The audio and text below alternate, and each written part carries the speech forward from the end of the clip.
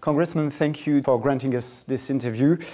Congressman, a few weeks ago, Osama bin Laden was killed in a compound in Pakistan. Before talking about the consequences of his death, I would like to go back into the past. You served as a speechwriter for Ronald Reagan, for President Reagan, at a time when was established the so-called Reagan Doctrine. Then you decided to go to Afghanistan. Could you tell us a little bit about this experience, please? Yes, I was a speechwriter for President Reagan and a special assistant to the president. It's two titles and two sets of responsibility. I was deeply involved with the president in developing strategies for the Cold War and how we could end the Cold War without having a confrontation between the Soviet military and the United States military. Ronald Reagan's Reagan Doctrine, which we developed in the speechwriting department with the president, focused on helping the enemies of our enemy. One of the places that was the most successful in that strategy was Afghanistan, although we were also helping the Polish labor movements and the Contras in Nicaragua and various elements around the world who were resisting Soviet dictatorship or Soviet-sponsored dictators. Anyway, so I got to know these folks and got deeply involved with the effort to aid the Mujahideen in Afghanistan. And I told them once I left the White House, if the war was still going on, that I'd go and join them at least one battle, and just to show that I wasn't just willing to give them weapons and let them take the hits. And so after I left the White House, I ran for Congress, was elected, and I had 2 months between the time I was elected to Congress and the time I'd be sworn in. And I disappeared and joined the Mujahideen and fought in the Battle of Jalalabad. So you took part in the fight when you were in Afghanistan? Well, I didn't shoot an AK-47 at a Russian soldier, but we did, the team I was with did shoot about 20 or 30 120 millimeter rockets into Russian positions outside the city. So you met with the warriors at that time. Yes. Did you met with Osama bin Laden?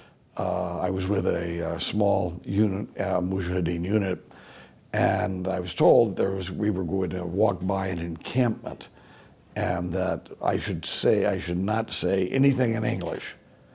I should, because this was an encampment of Saudis, and there was a lunatic who was in charge of this group of Saudis who hated the Americans as much as he hated the Russians, and if he heard that English was being spoken, he'd come out and kill all of us. So I kept my mouth shut for 4 hours as we hiked by bin Laden's camp. And it was very clear, however, while the rest of us were sleeping in gullies and not eating very well, bin Laden and his Saudis had wonderful safari tents and little tables and gas stoves, and they had some of the niceties of life. Looking back into the past, do you think it was a good idea to help such people as Osama bin Laden fighting against Soviets? Yes, no doubt. We have, by the way, just so you'll know, we did not help Osama bin Laden. Osama bin Laden didn't need any type of training nor weapons from the United States. Saudi Arabia had lots of money to support Osama bin Laden. The Saudis were pumping in about $500 million a year through Osama and his group of people. It wasn't the United States who was doing that. But we did help the Mujahideen dramatically. And yes, we should have helped them. It ended the Cold War. Cold War is over. And it was the Mujahideen, their courage and the support we gave them that helped break the will of the Soviet dictatorship and permitted some modicum of democracy in Russia and a more peaceful world. During your time in Afghanistan, you also met with Commandant Massoud, and you became quite close to him. Yeah, over the years, I had established a communication with Commander Massoud, and then in the 1990s, I worked to establish a coalition against the Taliban during the 1990s, when our own government under Bill Clinton was actually supportive. We clandestinely, the United States was supporting the Taliban. And I could not stand for that, so I went off on my own. And I was in and out of Afghanistan meeting with people, and I did go up to the northern part of Afghanistan and met with Commander Massoud, and kept in very close contact with him. Our goal was to establish a coalition that would then back the return of King Zahir Shah. Unfortunately, shortly after we reached this understanding with Commander Massoud, of course, he was murdered. When he was murdered on the 9th of September 2001, you immediately knew it meant something very important, an important threat to the US. You called the White House. Well, I was just struck in my heart. The Taliban understood very well, and Massoud's enemies know very well, that if they're going to kill him, there's got to be a purpose behind this. This is not. There's a price to pay when you kill a world-recognized leader, and I had been in contact with the people, and there had been contacts that I had had with the Afghans who were saying that the United States was going to be targeted, and that. I didn't know exactly how. I mean, we in fact talked about poisoning waters and blowing up nuclear power plants or flying planes into buildings, and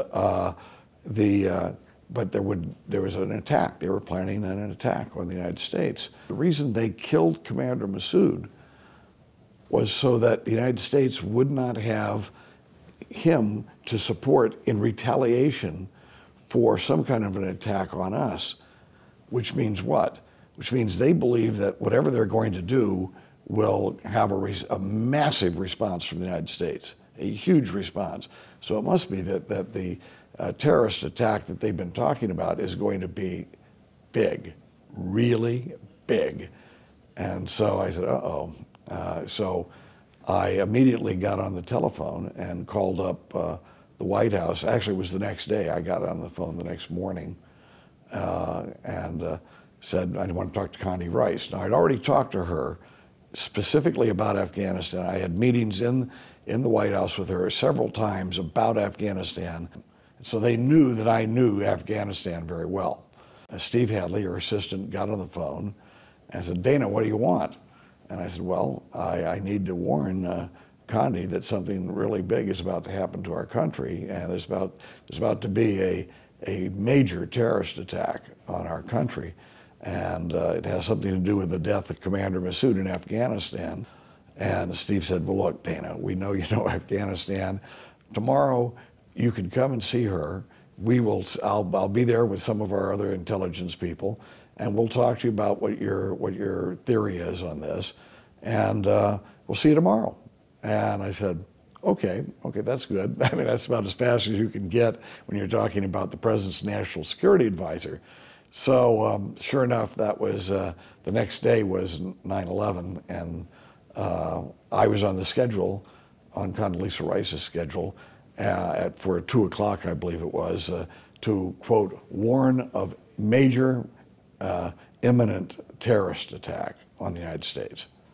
And that, of course, meeting never happened. It wasn't needed after 10 o'clock. 10 years after that, Osama bin Laden was found in a compound in a city called Abbottabad in Pakistan. What do you think it means about Pakistani's commitment to the fight against terror? Is it a trustworthy ally, according to you? We should drop Pakistan like a smelly rock. Bam! Get rid of it.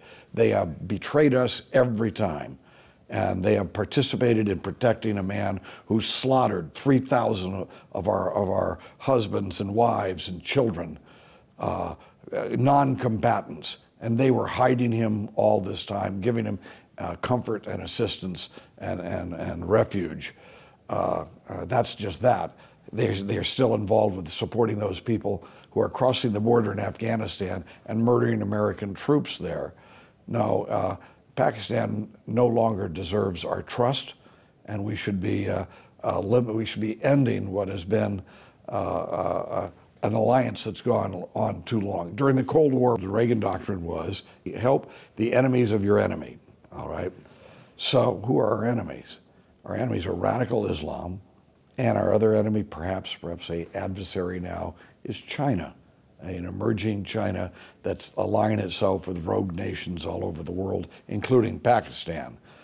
Well, how do we then counteract these two forces? We don't send in American troops down to South Asia. That's ridiculous. What we should be doing is pulling our troops out of South Asia, but then supporting those elements in those countries around Pakistan and Afghanistan who will be friendly to us, whether it's Azerbaijan, whether it's, for example, India. I would see that a new alliance with India and the United States would go a long way to creating a more peaceful world.